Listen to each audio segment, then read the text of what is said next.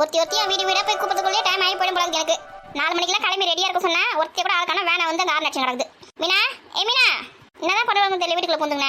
மீனா நம்ம கூப்பிடுறது காது கேட்குதா இல்லையா அவளுக்கு? எடி மீனா, இவயத்துக்கு நம்ம வீட்டு வாசல் என்ன கூவின்னு கிடக்குறா? இதெல்லாம் கல்யாணத்துக்கு வந்தா வருது வரலாம் போகுது. ஒரு ஆள் சோறு மிச்சம் இல்லாம இந்த பெரிய பொண்ணு எல்லாரையும் லிஸ்ட் கொடுத்துக்கிறா, இவங்க எல்லாம் போய் கூட்டு வரணும்னு சொல்லிட்டு. இதெல்லாம் எனக்கு ஒரு வேலை. 5000 ரூபாய்க்கு பட்டு போட வாங்கி கொடுத்ததும் போதும், 50,000 ரூபாய்க்கு வேலை வாங்க தான் போதும். வந்தா வரட்டும், வரலாம் போடணும் போலாம். இவன் நம்ம பின்னாடி நின்றுந்தாளா? நம்ம பேசுனதெல்லாம் கேட்டுட்டு இருப்பாளோ? கேட்டா கேட்டுன்னு போட்டான். என்னடி யோசிச்சுக்கா? உங்களுக்கு கொஞ்சமா அறிவு இருக்குதா இல்லையா? 4 மணிக்கெல்லாம் கிளம்பி ரெடியா இருங்க, வேன் வந்து ஏறிங்க வாங்க அப்படின்னு சொல்லிட்டு பெரிய பொண்ணு சொன்னால. மணி ஆகுது, வேன் வந்து எவ்வளோ நேரம் ஆகுது? 6 லட்சம் இருக்குது. காது கேட்குதா இல்லையா உனக்கு? என்னுடைய ப்ளவுஸ் தைக்க கொடுத்துருந்தேன், அது வேனத்துக்கு போனேன், இன்னும் தைக்கவே இல்லையா? ரொம்ப நல்லா தான் போச்சு. ப்ளவுஸ் தைக்கல, வீட்டில் கல்யாணத்துக்கு வேலைன்னு சொல்லி மொழி மட்டும் கொடுத்துரு. உனக்கு ஏன்னு இந்த கெட்ட கேடு கட்ட புத்தியா? எது கெட்ட கேடு கட்ட புத்தியா? ஆமா, கல்யாணத்துக்கு வர வேணாம்னு சொல்றேன். ப்ளவுஸ் தைக்கலன்னா வேற ப்ளவுஸ் நான் போட்டு இருப்பேன். இங்க பாரு, தேவையில்லாத பேசுறது வச்சுக்காத, புரியுதா? வேன் கிளம்ப போகுது, வரையா இல்லையா? இன்னும் வீட்டு கல்யாணம் மாதிரி ஆடி கிடக்குறா பாரு. எங்களுக்கு வர தெரியும், நீ உன் வேலையை பார்க்கலாம். ஓஹோ அப்படியா, உங்களுக்கு வர தெரியுமா? வீடு தேடி வந்து கூப்பிடல, கொழுப்பு ரொம்ப அதிகமாக தான் இருக்கும் உனக்கான. உன்ன மாதிரி நினச்சிங்க என்னையா? ஓசி சாப்பாடுக்கு ஊருக்கு முன்னே கிளம்பி பத்தாதுக்கு டிஃபன் பாக்ஸ் வர அங்கே மிச்சம் மீன் குழம்புலாம் எடுத்துன்னு வரத்துக்கு டிஃபன் பாக்ஸ்லாம் இங்கேருந்து எடுத்துங்க. ஆமா, என் வீட்டில் சோறு தண்ணி இல்லை பாரு.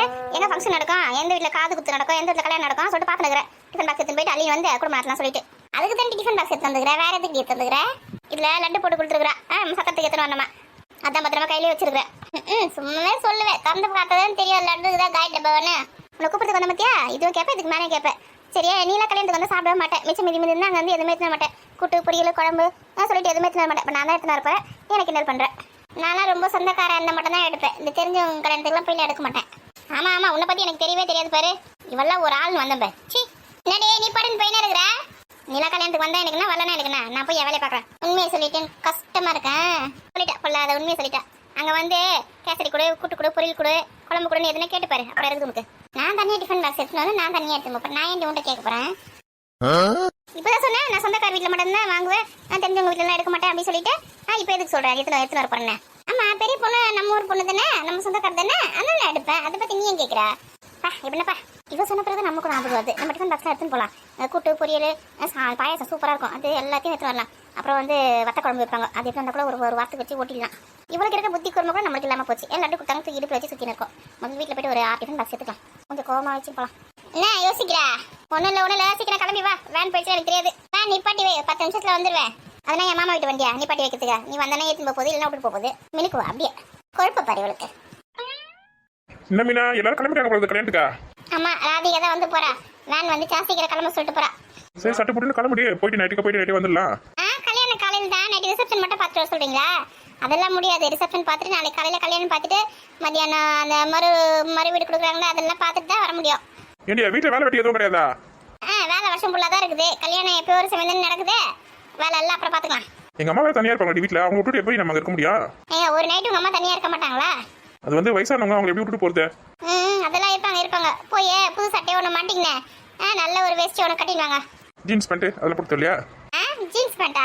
ஜீன்ஸ் பேண்ட்லாம் ஒன்றும் தேவை கிடையாது, வேஸ்ட்டே கட்டிடுவாங்க, அதே போதும். ஆசையப்பா ஜீன்ஸ் பேண்ட் வேணுமா? ஜீன்ஸ் பேண்ட் கொஞ்சம் ஸ்டைலாக இருக்கலான்னு பார்த்தேன். ஆமாம், வீட்டில் இருக்கும்போது சட்டை கூட போடாமல் ஒரே துண்டு போட்டு சுற்றிடுவாங்க. எங்கன்னா ஃபங்க்ஷன் போகும்போது மட்டும் ஜீன்ஸ் பேண்ட் போட்டுருவாங்க. நம்ம ஊரில் அடிக்கிற வெயிலுக்கு இந்த மாதிரி இருந்தால் தான் நல்லா குழுக்குழுன்னு இருக்குது. சட்டெல்லாம் போட்டால் வெந்து போகுது. எங்கள் மண்டபத்தில் ஏசிலாம் இருக்கும், நல்லா ஜில்லுன்னு இருக்கும். நான் ஜீன்ஸ் மாதிரி சட்டெல்லாம் போட்டால் சூப்பராக இருக்கும். அதெல்லாம் ஒன்றும் தேவை, வேஸ்ட் இருக்கு பாருங்க, பட்டு வேஸ்ட் கட்டிடுவாங்க. சரி, கல்யாணத்துக்கு தானே போகிறோம், பட்டு வேஸ்ட் கட்டி போகலாம். எங்க தேனி எங்க? பசங்க கூட விளையாடி நிற்காமா? ஐயோ, அவளே குரல் கொடுங்க, அவ்வளோ இட்டு போக தேவையா? ஆமாம், போங்க கொஞ்சம் கூட்டினாங்க போய். முதல்ல கூப்பிட்டே வாமான்னு சொல்லிட்டு நான் விளையாடிட்டு வரப்பான்னு சொன்னா. வேன் விட்டுட்டு போகுது, அப்புறம் நம்ம பஸ்ஸில் தான் போகணும். ரொம்ப கஷ்டமாயிடும். சீக்கிரம் வாங்க, 10 நிமிஷம் கிளம்பி போய் அந்த வேனை பிடிக்கலாம். நம்ம ஊர் ஜனத்துக்கு அந்த வேலை இடம் பத்துமா? எப்படியோ ஒன்று மேலே ஏறி உட்காந்தாது கல்யாணத்துக்கு போயிட்டு வந்துடலாம். ஆட்டோக்கு யார் காசு வச்சுக்கிறாங்க? ஒரு 400 500 ஆகும். முதல்ல போய் டிஃபன் பாக்ஸ் எடுத்து வைக்கணும். அத்தை மணி ஆகுது, என்ன பண்ணுறீங்க? என்ன உள்ள முன்னாடி வேன் வந்துச்சா? வேன் வந்து 1/4 மணி நேரத்துக்கு மேலே ஆகுது. உங்களை கிளம்பி ரெடியாக தானே இருக்க சொன்னேன். இன்னும் 10 நிமிஷம் ரெடி ஆகிடும்டி. ஆமாம், ஊரில் இருக்கிறவங்க நான் சொல்லிட்டு வரேன். கரெக்டாக 4 மணிக்கு தான் ரெடியாக இருக்க சொன்னாங்களே. என் கிளம்ப சொல்லிட்டு என் வீட்லேயே பாருங்க, உங்களை கிளம்ப மணி நின்னுக்கு. இந்த பசங்களா எங்க? வெளியில் தண்ணி வெளியிருந்தாங்க.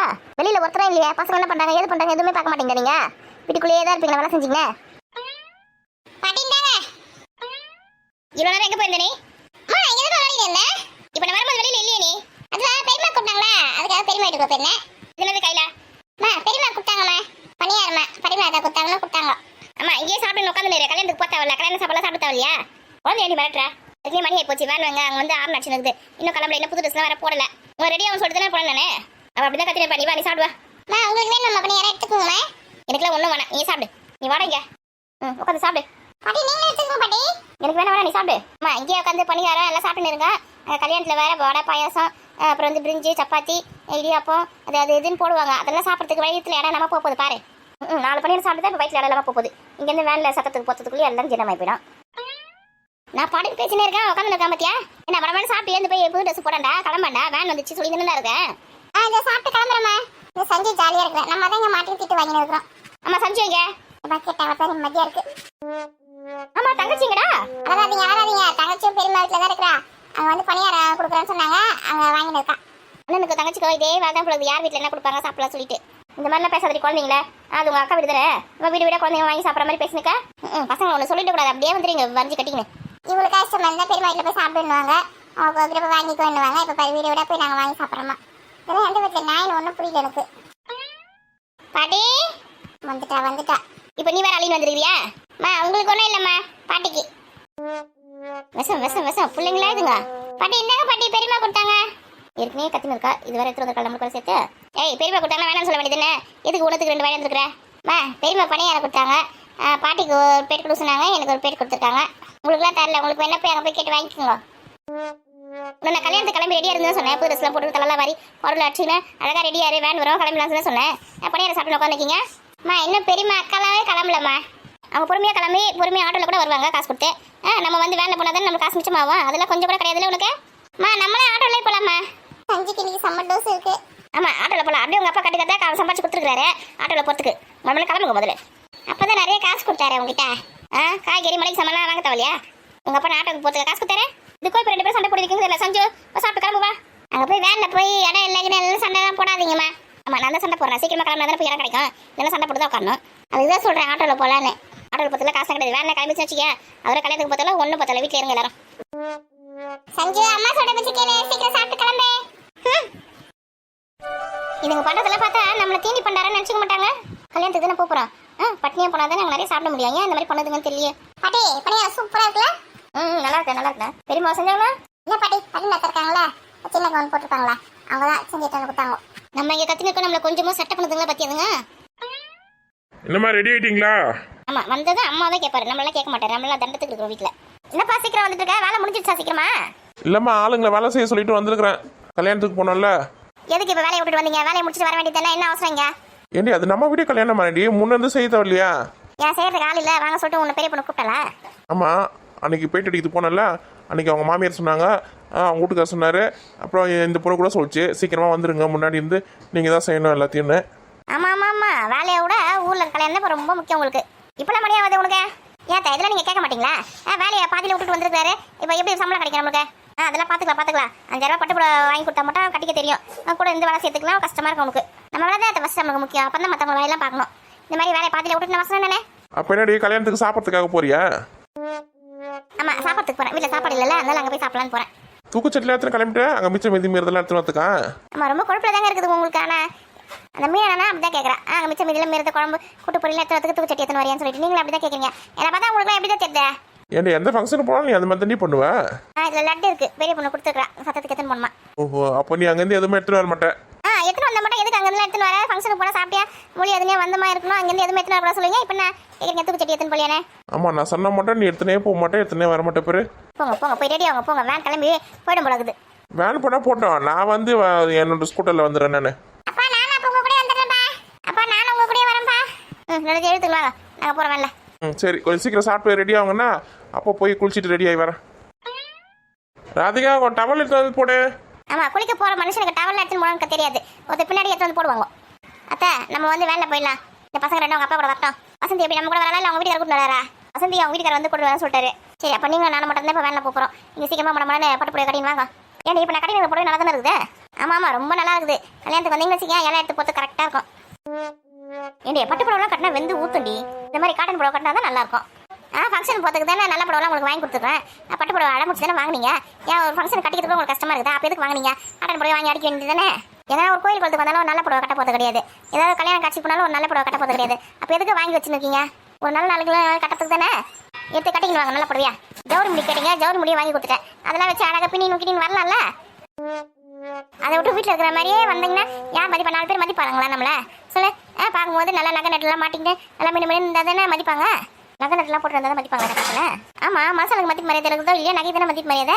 நகை நட்டு போட்டுக்கிறவங்களுக்கு தான் நல்ல மதிப்பு மரியாதை கிடைக்குது இந்த காலத்தில். நீ ஒன்றுமே இல்லாமல் வரையும் காலத்தோட போ, ஒரு நாய்க்குள்ள சட்டப்படாது. அந்த விற்கிறத தங்க மாதிரி இருக்கிறத மாட்டின்னு போகிறது.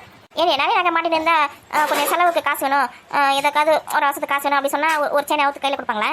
கொடுப்பாங்க. ஒரு 10 ரூபா கூட கொடுக்க மாட்டாங்க. அப்புறம் எதுக்கு? சும்மா அவங்ககிட்ட இருக்குதுன்னு காமிச்சதுக்காக போட்டு வராங்க. உங்களுக்கு என்ன கஷ்டமா இருக்குது? உங்ககிட்ட இருந்தால் தங்க நகை போட்டுவாங்க, இல்லையா விற்க நகை போட்டுவாங்க. அதுவும் தங்க மாதிரி தான் இருக்குது. நான் கூட பாருங்க நெச்சு சிட்டு எதுக்கு வச்சுன்னு போகிறேன். அப்போ 4 பேர் நம்மளை பார்த்து மதிப்பாங்கிறதுக்காக தான். இல்லைன்னு வச்சுக்கா கல்யாணத்துக்கு நம்ம வந்து இலை எடுத்து போகிறதுக்கு வந்திருக்கோம் அப்படின்னு நினச்சிப்பாங்க நம்மள. ஓஹோ, அப்போ தங்க நகைலாம் கூட விற்க நகை மாட்டின்னு போயாதே நம்மளோட கௌரவத்தை காட்டணுன்ற.